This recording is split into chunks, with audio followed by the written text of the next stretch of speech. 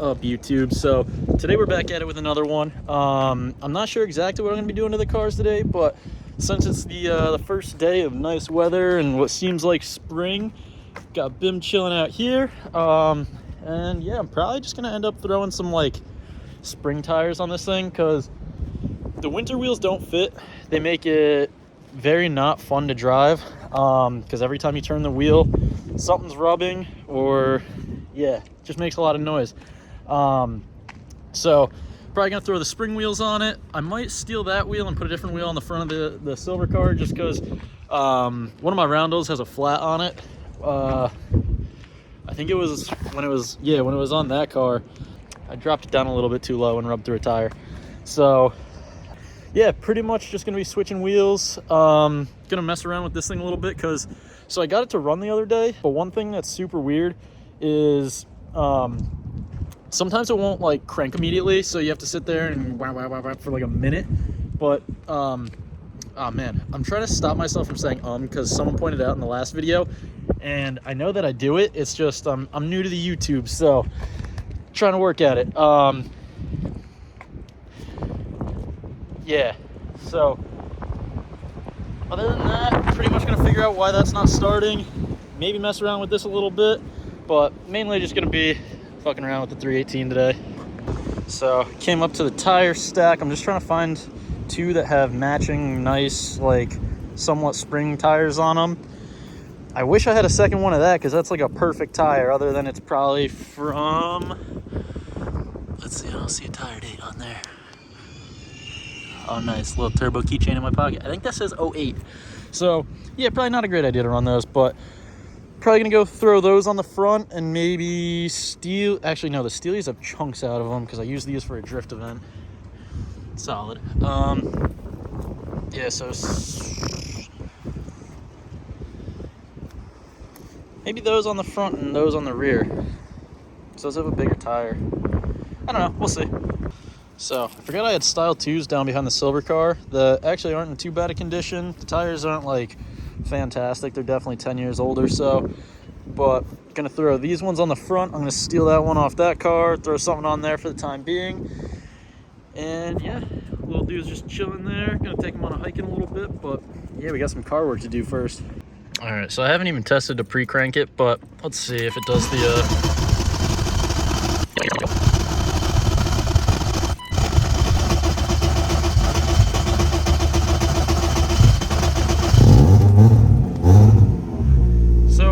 super weird. I did the ECU and it finally turns back on. I think it has a radio now. We're moving up in the world. But yeah, so I did the ECU and it at least starts now. But I'm still having like a weird cranking issue. I'm not sure if I'm having like a fuel delivery issue. But definitely gonna have to mess with that. So pretty much all last season I had a rubbing issue in the rear. So today I decided to take care of that with a little homemade fender rolling kit there. So this side's fenders definitely in a lot better condition. I pulled it out as much as possible, pretty much just flattened the lip, and probably pulled a good like ½ inch or so. This side I'm going to do the same, but since it's rusty, we might see a hole start to come through, but yeah, we'll see. Alrighty, so I threw this side on with a spacer. I'm kind of digging the fitment of that. Might have to dial in a little bit more camber, but doing this side up right now. I'm just gonna pop the stud out because I had that on the old setup because I didn't have extended lugs, so it was a little bit sketchy. But I've always mentioned these are the little eBay knuckle adapters. They don't add like a ton of angle, but it's pretty similar to, from what I understand, the extended control arms, which I do plan on doing. I have a set of old control arms in there. The main benefit of that is that then you can run all new bushings in the front and make them serviceable. So that'd be super cool. I threw on the stock wheel on the silver car, and it's just funny how goofy the fitment is. So yeah, let me wrap this up and take a video of it on the ground.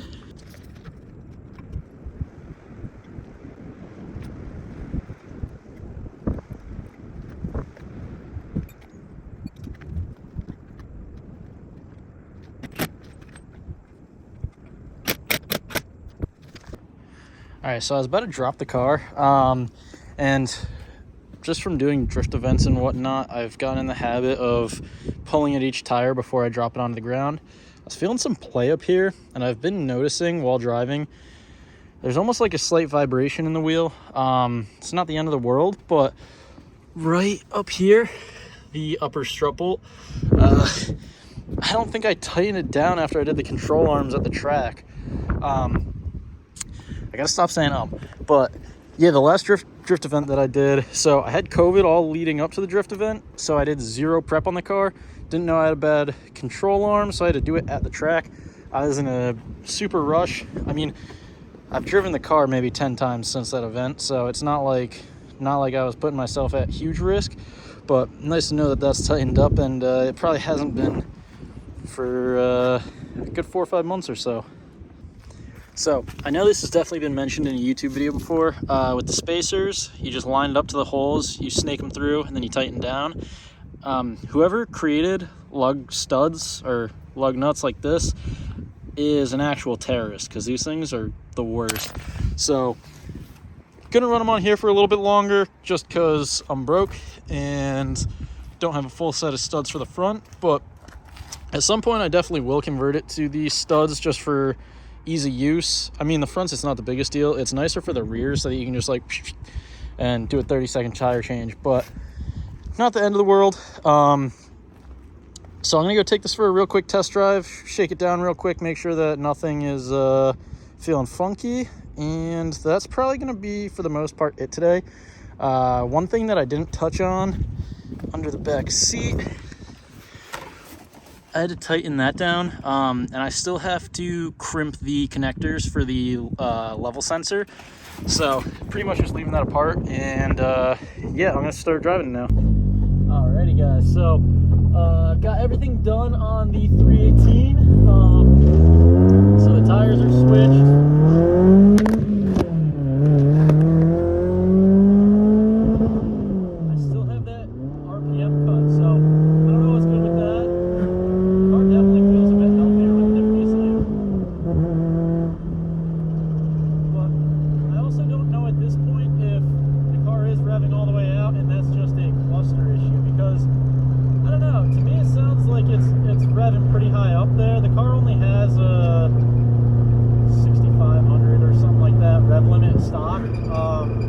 So it could just be the cluster's bad.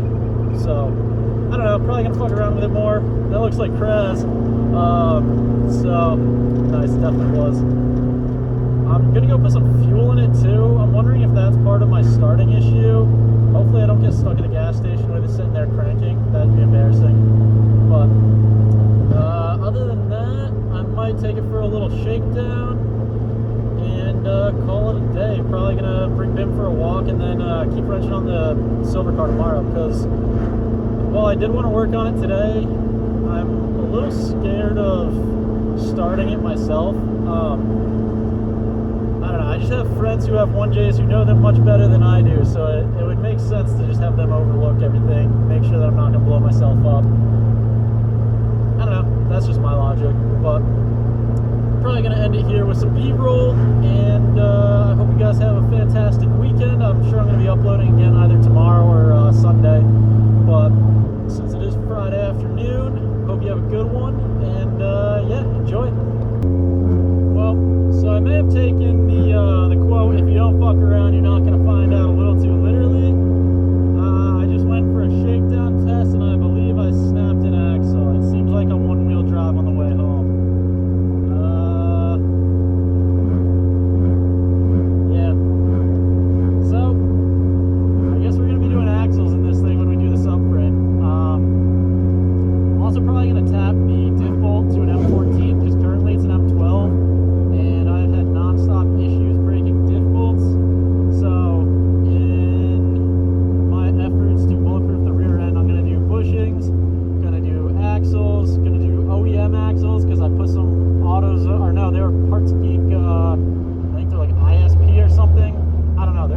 Garbage. I blew one in like 2 days, and then this one lasted like 4 months of babying it with an OEM on the other side. So I'm gonna put OEM axles in it, do the whole